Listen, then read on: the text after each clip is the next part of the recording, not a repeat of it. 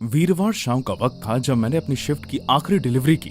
काम का जोर बहुत ज्यादा था क्योंकि दूसरे डिलीवरी वाले ने कुछ हफ्तों से फोन उठाना और काम पर आना बंद कर दिया था, इसलिए बाकी के लोग ओवरटाइम कर रहे थे।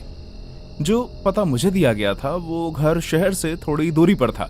वो जगह इतनी एकांत और लोगों की भीड़ भाड़ से दूर थी कि ऐसा लग रहा था जैसे कि वो जगह बुझी हुई रोशनी को भी निगल लेगी। मेरा नाम जैक है और यही वो रात है जब मेरे साथ यह हादसा हुआ। वो ऑर्डर शुरू से ही बहुत अजीब था। एक बड़ा पिज्जा बिना किसी टॉपिंग के, डिलीवरी के वक्त पेमेंट करने का विकल्प और साथ में एक नोट डाइनिंग टेबल पर रख देना। जिज्ञासा से भरा मैं, लेकिन इस नौकरी में मैंने कई अजीब रिक्वेस्ट्स देखी थी। जैसे ही मेरी बाइक बजरी वाली सड़क पर चढ़ी, मुझे उस जगह से अजीब सी अनुभूति होने लगी। जरूर कोई गलती हुई है। मैंने दोबारा जीपीएस चेक करके खुद से कहा, लेकिन लोकेशन तो बिल्कुल सही थी। जैसे ही मैं पिज्जा बॉक्स हाथ में लेकर मुख्य द्वार की तरफ गया, हवा ठंडी हो गई। मैंने इस उम्मीद में दरवाजा खटखटाया कि कोई खोलेगा नहीं, और वैसा ही हुआ। कोई नहीं आया, इसलिए मैंने नॉब घुमाया और दरवाजा खुल गया। हेलो, मेरी आवाज अंदर के अंधेरे में कहीं गुम सी हो गई। Pizza delivery. कोई जवाब नहीं आया। घर के अंदर का हिस्सा परछाइयों से घिरा हुआ था। हवा में धूल के कण उड़ रहे थे। खुली हुई खिड़कियां, टूटे हुए फ्रेम्स और अजीब तस्वीरें। मैंने अंदाजा लगाते हुए डाइनिंग रूम देखा। मेरे पैरों की आवाज उस लकड़ी के फ्लोर पर गूंज रही थी। जैसे कि नोट में निर्देश दिया गया था। टेबल वहीं था, लेकिन वो खाली नहीं था। धूल से भरा एक बढ़िया बर्तनों का सेट वहां रखा हुआ था। यहां तक कि पूरी टेबल धूल की मोटी चादर से ढकी हुई थी। लेकिन सबसे ज्यादा हैरान कर देने वाली बात यह थी कि वहां पर पिज्जा बॉक्स के आकार वाली जगह एकदम साफ थी। मैंने बॉक्स वहां रख दिया। ये बहुत अजीब है, मैंने जोर से कहा और वहां से निकलने का फैसला कर लिया। और तब मैंने सुना मेरे पीछे वाली कुर्सी को हल्के से खिसकने की आवाज। मैं तेजी से पीछे बढ़ा, लेकिन वहां कोई नहीं था। मेरा दिल जोर से धड़कने लगा, पर जैसे ही मैं वापस जाने के लिए दोबारा घूमा, मैं जम गया। मुझे एहसास हुआ कि दीवार पर लगी तस्वीरें बदल गई हैं। पहले जहां पहाड़, नदी और अजीब अजीब सी तस्वीरें लगी हुई थी, अब वहां लोग दिखाई देने लगे थे, मुस्कुराते हुए, लेकिन उनकी आंखों में खोखलापन झलक रहा था। मेरे अंदर का डर बढ़ने लगा। मैं भागते हुए दरवाजे तक गया, लेकिन वो खुल ही नहीं रहा था। ये खुल क्यों नहीं रहा? मैं हांफने लगा। मेरी सांसें कमरे की ठंडी हवा में धुंधली होती हुई दिखाई दे रही थी। मैं वापस कमरे की तरफ मुड़ा और तभी फुसफुसाने की आवाज आने लगी। बहुत सारे लोगों की आवाजें आ रही थी, लेकिन ये समझ में नहीं आ रहा था कि वो कहां से आ रही हैं। और फिर अचानक एक औरत ने मेरे कान में आकर कहा, खाना खत्म होना चाहिए। मैंने अपने कान बंद करने की कोशिश की, लेकिन आवाज मेरे दिमाग में बैठ चुकी थी। तापमान अचानक से गिर गया। सांस छोड़ते हुए टॉर्च की रोशनी में मुझे भाप दिखाई देने लगी। फिर हंसी की आवाज आनी शुरू हो गई। वो किसी बच्चे की हंसी की आवाज थी, जिसके पीछे किसी बुरे वक्त का प्रभाव छुपा था। परछाइयां दीवारों पर नाच रही थी, ऐसी आकृतियां जो इंसान जैसी तो लग रही थी, लेकिन पूरी तरह से इंसान नहीं थी। मैं पीछे की तरफ गिर गया। मेरे पीठ डाइनिंग टेबल की ठंडी लकड़ी से टकराई। मैं मजाक नहीं कर रहा, लेकिन पिज्जा का बॉक्स खुला हुआ था और अंदर पिज्जा नहीं, मांस का भयानक टुकड़ा था। उसकी सड़ी हुई बदबू मेरी नाक को छू रही थी। मैंने फौरन अपना मुंह बंद कर लिया। वो एक सड़े हुए मांस से कई ज्यादा था। वो बहुत ही अजीब था और मुझे घुटन हो रही थी। प्लीज मुझे जाने दो। मैं आगे गिड़गिड़ाने लगा। किसके सामने, ये मैं नहीं जानता। उस औरत की फुसफुसाहट और तेज होने लगी। उस बच्चे के हंसने की आवाज भी और जोर से आने लगी। अचानक से दीवार पर टंगी एक तस्वीर गिर गई, जिस वजह से कमरा हिल गया। उस पर बिना आंखों वाला एक आदमी, बिना आंखों वाली एक महिला और बिना आंखों वाली एक छोटी बच्ची थी। और फिर तापमान सामान्य हो गया। परछाइयां पीछे हट गई और हंसी हवा में गायब हो गई। मैं अकेला था, या फिर मुझे तो अब तक ऐसा ही लग रहा था। लेकिन फिर मैंने डाइनिंग रूम की दहलीज पर एक आकृति को खड़े हुए देखा। एक बच्ची जो 7 साल से ऊपर की नहीं होगी। उसकी आंखें अंदर से खोखली थी। क्या तुम हमारे साथ डिनर करना चाहोगे? उसने पूछा। उसकी आवाज में मासूमियत और काली गहराई दोनों का एहसास था। मैं ना ही कुछ बोल पाया और ना ही हिल पाया। उस बच्ची की आंखें, ऐसा लग रहा था जैसे वो खालीपन से मेरे रूह खींच रही हो। मैं नहीं, मुझे जाना होगा। लेकिन तुम हमारे मेहमान हो, उसने अपना सर पूरा घुमाते हुए कहा। उसने अपना सर इतना घुमा लिया था कि अब उसकी पीठ के ऊपर उसकी आंख, नाक, कान, मुंह दिखाई दे रहे थे। और खाना भी खत्म नहीं हुआ। जब उसने बात करना शुरू किया तो हमारे आसपास की हवा में तनाव और भारीपन बढ़ गया, जैसे कि उसकी बातों में इतनी गहराई थी कि कमरा भी उस अंधेरे से भर गया। मैंने बहुत हिम्मत जुटाकर उससे कहा, मैं इस जगह का नहीं हूं। मैंने उससे कहा। मेरी आवाज में डर साफ झलक रहा था। वो लड़की सिर्फ मुस्कुराई। उस मुस्कान में छल दिखाई दे रहा था। कोई भी नहीं होता जब तक वो यहाँ नहीं जाते। रात के अंधेरे में गुम होने से पहले उसने ये रहस्यमय जवाब दिया और मुझे अकेले उस जगह पर छोड़ दिया। मेरा दिल जोर जोर से धड़कने लगा। मैं वहां से भागने का कोई रास्ता ढूंढ रहा था। दीवारों पर लगी तस्वीरें मुझे देख रही थी। उनकी नजर मेरी हर हरकत पर थी। मैं जहां जहां जाता उनकी आंखें वहां वहां मेरा पीछा करती। मेरे साथ छल किया गया था, इस भाव से मैं उभर नहीं पा रहा था। डरते हुए मैंने खुद को खिड़की से बाहर फेंक दिया, लेकिन टूटने की बजाय मुझे ऐसा लगा जैसे मैंने दीवार पर छलांग लगाई हो, जिस वजह से मेरे कंधे पर चोट लग गई। जब मुझे एहसास हुआ कि मैं सिर्फ एक जाल में फंसा हुआ चूहा था, मेरी समझ से परे ताकतों का एक खिलौना, तो मुझे घबराहट होने लगी। तब जाकर उस घर ने अपना असली भयानक रूप दिखाना शुरू किया। मेरे पैरों के नीचे जमीन हिलने लगी। एक महिला के जोर से चिल्लाने की आवाज पूरे घर में गूंजने लगी और उस बच्ची के पीछे मैंने आखिरकार एक आकृति को देखा। खून से लथपथ रात वाले कपड़े पहने एक मोटा आदमी चुपचाप बैठकर मुझे देख रहा था। फर्क सिर्फ इतना था कि उसकी आंखें नहीं थी, सिर्फ खोखलापन था। आओ हमारे साथ डिनर करो, उस बच्ची ने फिर से कहा। मैं हद से ज्यादा डरा हुआ था, इसलिए मैंने उसकी बात मान ली। मैं धीरे से डाइनिंग टेबल की तरफ गया। मैंने मांस का एक टुकड़ा उठाया और उसे मुंह में डालने से पहले आंखें बंद कर ली। मैंने हार मान ली थी। मैंने एक बाइट ली और अचानक मुझे ब्रेड जैसा स्वाद महसूस हुआ। जब मैंने अपनी आंखें खोली तो एक बार फिर खुद को खाली, धूल भरे, जीवनहीन कमरे में पाया। बिना आंखों वाली अजीब आत्माएं जा चुकी थी। उस औरत के चिल्लाने की आवाज बंद हो गई थी और मैंने सिर्फ खुद को वही पिज्जा खाते हुए देखा जो ऑर्डर किया गया था। आसपास सिर्फ शांति थी। मैं शीशे में खुद को देख पा रहा था। मेरी आंखों से आंसू बह रहे थे। इन सब के बीच एक नई आवाज ने कमरे की खामोशी को चीरा। फोन बजने की आवाज। उसका स्वर तेज और परेशान कर देने वाला था। मेरा फोन। मेरे हाथ कांप रहे थे और बहुत ही मुश्किल से मैंने फोन उठाकर जवाब दिया। हेलो जेक, मैं बात कर रहा हूं। दूसरी तरफ से जवाब आया। मैंने आवाज पहचानी। वो मेरा मैनेजर था। तुम्हें इतना वक्त क्यों लग रहा है? तुम 2 घंटे से बाहर हो। 2 घंटे? ऐसा नहीं हो सकता। ऐसा लग रहा था जैसे मुझे इस घर में आए हुए बस कुछ मिनट हुए हैं। मैं फंस गया हूं, मैं हांफते हुए कहा। प्लीज तुम्हें मेरी मदद करनी है। वो ये जो घर है, उस घर का पता अभी कुछ पल पहले मुझे अच्छी तरह याद था, लेकिन अब समझ में नहीं आ रहा था। वो घर मुझे कुछ याद नहीं आ रहा था और मैं रोने लगा। जैक, शांत हो जाओ। कौन सा घर? तुम्हारी कोई भी बात समझ में नहीं आ रही। मैं इधर उधर देखने लगा, कोई ऐसी चीज जो मुझे रियलिटी में वापस ले आए, और तब मैंने ध्यान दिया।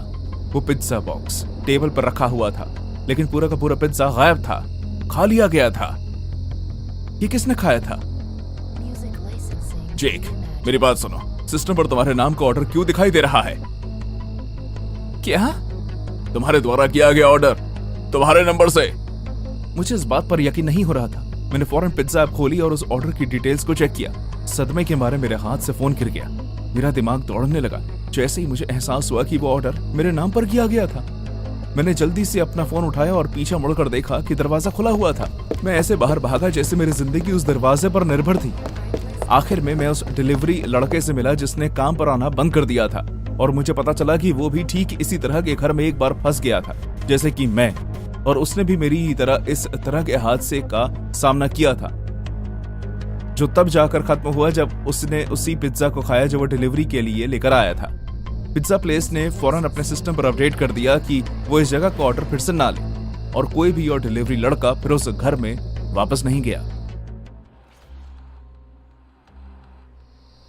शाम की हवा तेज थी, जिसमें लड़कियों से भरे एक घर से संगीत और हंसी की आवाजें आ रही थी। वो आजादी और जश्न की रात होने वाली थी, लेकिन जैसे जैसे घटनाएं सामने आई, यह आतंक की एक ऐसी घटना में बदल गई जो हमेशा मेरी यादों में बनी रहेगी। इसकी शुरुआत एक मजाक से हुई, एक घटिया मजाक जो हमने पिज्जा डिलीवरी करने आए आदमी के साथ किया था। हमने उसे पहले भी देखा था, उसकी अजीब हरकतें और जिस तरह वो किसी से भी नजरें मिलाने में संघर्ष करता था। उसका नाम एरिक था। हम उसके बारे में इतना इसलिए जानते थे क्योंकि एक बार उसे मुस्कुराता हुआ देखने की उम्मीद में हमने उससे बात की थी। उस रात नशे में होने की वजह से मैं बहुत रोमांचक प्रभाव में थी और हमने बात को आगे बढ़ाने के बारे में सोचा। क्योंकि मैं लड़कियों के इस ग्रुप में नई थी, इसलिए मुझे आगे जाकर उस आदमी से फ्लर्ट करने के लिए कहा गया। और उसे इस बात पर यकीन दिलाने की चुनौती दी गई कि वो पार्टी का हिस्सा बन सकता है क्योंकि लिस्ट में उसका नाम डाला गया है। इसी के साथ हमने चुपके से इंस्टा लाइव ऑन कर दिया। हाय जान, मैंने रस भरी आवाज में कहा। हम सब तुम्हारा इंतजार कर रहे थे। पार्टी तब तक शुरू ही नहीं होती जब तक तुम नहीं आते। ये रहे आपके पिज्जास, उसने हिम्मत जुटाकर कहा क्योंकि मैं उसके चेहरे तक झुक गई थी जैसे मैं उसे किस करने वाली हूँ और वहीं पीछे से मेरी बहन जोर से हंस रही थी। आपको इसके लिए $30 देने हैं। अगर मैं तुम्हारे साथ वक्त बिताऊं तो क्या ये फ्री हो जाएगा? मैं नहीं वैसा। मैं तुम्हें पूरे 1 मिनट तक किस करूंगी अगर तुम ये पिज्जा फ्री में दे दोगे। आंगन की धीमी रोशनी में उसकी भी चेहरे पर शर्मिंदगी की लाली साफ झलक रही थी, लेकिन उसकी आंखों की चमक किसी अंधेरी और ना पहचाने जाने वाली चीज की चिंगारी थी। क्यों ना तुम किस करने से थोड़ा और ज्यादा करो और मैं तुम्हें अगली 3 पार्टीज तक फ्री पिज्जाज दूं। उसके शर्मीले स्वभाव को अचानक आत्मविश्वास से भरे हुए स्वभाव में बदलते देख एक बार के लिए मैं हिल गई। तभी मेरी एक दोस्त ने मुझे कान में आकर बताया कि हमारे लाइफ पर 3000 से ज्यादा लोग जुड़ गए हैं। हमें इसे और आगे बढ़ाना था। थोड़ा और ज्यादा से तुम्हारा क्या मतलब है? वेल, हम सब यहाँ इतने समझदार तो हैं ही, तुम जानती हो। 3 पार्टीज तक फ्री पिज्जास। हाँ, अगर मैं कहूँ 5? 3। 5 कर दो और मैं तैयार हूँ। 3, 5 और मेरी खूबसूरत दोस्त भी इसमें साथ देगी। 3, 5 और मैं। बस! मेरा गला पकड़ने से पहले वो मुझ पर जोर से चिल्लाया। उसने सीधे मेरी आंखों में देखा। उसकी आंखें लाल हो चुकी थी। मेरे साथ इस तरह बहस मत करो। इस वक्त मेरी बहनों को बीच में आना पड़ा और उन्होंने इंस्टाग्राम से लाइव के बीच में ही उसे धमका दिया। चौंका देने वाली बात तो ये थी कि वो सिर्फ वहां से भाग नहीं बल्कि पागलों की तरह हंसने लगा। उसकी आंखों में बदले की भावना हम सबको दिखाई दे रही थी। आगे जो होने वाला था हम सब उसके लिए तैयार नहीं थे। एरिक कुछ समय बाद रात की आड़ में वापस लौटा। हम सब इस वक्त सुस्त पड़े थे जब अचानक लाइट बंद हो गई। हमें इस बात का एहसास होने में ज्यादा वक्त नहीं लगा कि बहुत सी लड़कियों के फोन गायब थे। हर जगह दहशत फैल गई, लेकिन उसके बाद जो शांति आई वो इतनी गहरी थी कि उसकी चीख ने हमें बेचैन कर दिया। और फिर दरवाजे पर दस्तक हुई, जानबूझकर बहुत तेज। मैंने उसे लिविंग रूम में देखा। वो एक खिड़की के आगे खड़ा हुआ था जहां से चांद की रोशनी में उसकी परछाई दिखाई दे रही थी, जो किसी राक्षस के रूप से कम नहीं लग रही थी। जब वो बात करता तो उसकी आवाज बिल्कुल शांत लगती, उस आतंक से बिल्कुल विपरीत जो उसने हमें कुछ देर पहले दिया था। तुमने मुझे अपने खेल का मुख्य हिस्सा बना लिया, उसने सर टेढ़ा करते हुए कहा। वो मुझे ऐसा देख रहा था जैसे मैं कोई नमूना हूं। अब तुम मेरे खेल की मुख्य पात्र बनोगी। अचानक बेसमेंट से जोर की आवाज आई। मैंने 1 सेकंड के लिए उस तरफ देखा और उतने में ही एरिक गायब हो गया। मेरी सबसे खास दोस्त जेनिफर, जो उस मजाक के समय सबसे ज्यादा जोर से हंस रही थी, बेसमेंट में मिली। उसके होंठों को कान तक काट दिया गया था, उसकी आंखों को निकाल दिया गया और उनकी जगह पिज्जा की टॉपिंग पेपरोनी रख दी गई। इससे पहले कि हम समझ पाते कि ये क्या और कैसे हुआ, हमने 2nd फ्लोर के बाथरूम से चिल्लाने की आवाज सुनी। लीजा और मरीसा, 2 जुड़वा बहनें, गीले कपड़ों में बाथरूम में लेटी हुई पाई गई। उन्हें मुश्किल से उसमें फिट किया गया था। टब उनके खुद के खून से भर गया था, जो उनका गला काटा होने की वजह से उनके शरीर से निकल रहा था, और उनके मुंह में एक पिज्जा का स्लाइस ठूस दिया गया था। एरिक की उपस्थिति और भी ज्यादा बेशर्म हो गई। उसने बार बार हमसे मिलना शुरू कर दिया। वो हमें डरा हुआ देखकर बहुत खुश हो रहा था। उसे ऐसा लगने लगा जैसे उसने हम पर विजय पाली है। उसका गुस्सा अजीब था। थोड़ी सी बात पर वो गुस्सा हो जाता। उसके मूड का किसी को पता नहीं चल रहा था। वो कभी भी खतरनाक रूप ले लेता। हमने भागने की कोशिश की, लेकिन दरवाजे बंद थे, हमारे फोन गायब थे, और नशे में होने की वजह से हम ज्यादा कुछ सोच नहीं पा रहे थे। तुम्हें लगता है कि तुम मुझसे जीत सकती हो? उसने मुझे चुनौती दी और मुझे किचन में घेर लिया। उसकी गर्म सांसें मुझे अपने चेहरे पर महसूस हो रही। उसकी आंखों में अंगार था। पहले मैं तुम्हारी सहेलियों का अच्छे से ध्यान रखूंगा। मैं चाहता हूँ कि धीरे धीरे तुम्हारे जहन में उतर जाए, और जब तुम भीख मांगोगी मैं तुम्हें तड़पा तड़पा कर मारूंगा। तब मुझे एहसास हुआ कि वो सब पर अपना कंट्रोल रखना चाहता है। उसके आगे हार मान लेना उसकी कमजोरी है। ये खतरनाक खेल था, एक पागल आदमी के साथ छल करना, लेकिन मेरे पास कोई रास्ता नहीं था। मुझे उससे बात करते रहने की जरूरत थी, किसी भी तरह उसका ध्यान सिर्फ मुझ पर रखने की। एरिक, तो पहले से जीत चुके हो, हम डरे हुए हैं, तुम जानते हो ना, और तुम यही तो चाहते थे। ओह, ये तो बस शुरुआत है जानेमन। उसकी धमकी से हम घबरा गए। जिस भयानक मंजर को वो वादा करके गया था वो अभी आना बाकी था। एरिक हमारे दिमाग से खेल रहा था। उसकी हर चाल हमें एक दूसरे से दूर करने की थी। ताकि हम उम्मीद की कोई भी किरण अपने अंदर ना जगा सकें। जैसे जैसे रात बढ़ती गई, उसके टेढ़े मेढ़े खेल के नियम साफ होते गए। वो चाहता था कि हम अलग अलग होकर डरे हुए पूरी तरह से उसकी दया पर निर्भर हो जाएं। वो कभी कभी सामने आता, कभी अंधेरे में हलचल करते हुए, कभी पूरी तरह से अपनी भयानक उपस्थिति दिखाते हुए। उसकी डरावनी हंसी इस बात का प्रतीक थी कि उसका हम पर कितना वश था। उस रात का अंत होते होते हमें काफी चीजें समझ में आ गई। हमें कुछ ही मिनट के समय में 6 लाशें मिली जिन पर भयानक किस्म के निशान थे। लेकिन इस वक्त तक एरिक ओवर कॉन्फिडेंस में आ गया था। उसका मेरे साथ बातचीत का वक्त और लंबा और तानों से भरा हो गया था। ऐसे ही एक मुलाकात के दौरान मुझे अपना मौका नजर आया। उसने मुझे लिविंग रूम में कोने में फिर से घेर लिया। उसके हाथ में खून से लिपटा एक तेज धार का चाकू था। चांद की रोशनी उसके पापी चेहरे पर पड़ रही थी। तुमने देखा ना काले, गलत आदमी से पंगा लेने का अंजाम। मैं तुम्हारे 3 और दोस्तों को सुलाने के बाद तुम्हारे पीछे आऊंगा। अगर तुम अभी भी हार नहीं मानना चाहती तो। उसका ध्यान मुझ पर, उस डर पर जिसे वो मेरी आंखों में देखने की उम्मीद कर रहा था, इतना था कि उसका ध्यान उस भारी किताब पर गया ही नहीं जो मैंने चुपचाप शेल्फ से उठा ली थी। पूरी हिम्मत और जोर लगाते हुए मैंने उस किताब के कोने से उसके सर पर दे मारा। उसके प्रभाव से वो लड़खड़ा गया और चाकू जमीन पर गिर गया। ये वो मौका था जिसकी मुझे जरूरत थी। जैसे ही उसका ध्यान खुद को संभालने पर गया, मैं चाकू की ओर लिपटी और मैंने उसे उठा लिया और बिना किसी संकोच के एरिक को नियंत्रण हासिल करने दिए बिना एक्शन लिया। मैंने एक चीख के साथ, जिसमें कुछ हद तक डर और कुछ हद तक गुस्सा, चाकू घुमाया। वो सतर्क हो गया। ब्लेड उसके चेहरे पर जाकर लगा और वो गिर गया। उसके चेहरे पर सदमे का भाव था। शोर सुनकर बाकी लड़कियां भी भागते हुए आ गई और उन्होंने मुझे एरिक पर चढ़े हुए देखा। मेरे हाथ में चाकू और स्वभाव में सबकी जान बचाने का संकल्प था। हम सब ने मिलकर उसके हाथ पांव बांध दिए। उसकी जेब से उसका फोन निकाला और उसके लहलुहान शरीर पर लात मारते हुए पुलिस को बुलाया। जब मैं फोन कर रही थी तो मेरी सहेलियां तब भी एरिक को मार रही थी। जब पुलिस पहुंची तो उन्होंने हमें एक दूसरे के साथ लिपटे हुए देखा। वो एरिक को गिरफ्तार करके ले गए। उसके बाद सवालों के भवंडर आए। उस घर में दिलचस्प और डर भरा दृश्य दिखाई दिया, लेकिन इन सब के बीच हमें खुद पर गर्व था। हमने न केवल खुद को उस रात के आतंक से बचाया था, बल्कि उस अंधेरे से भी खुद को निकाल लिया था।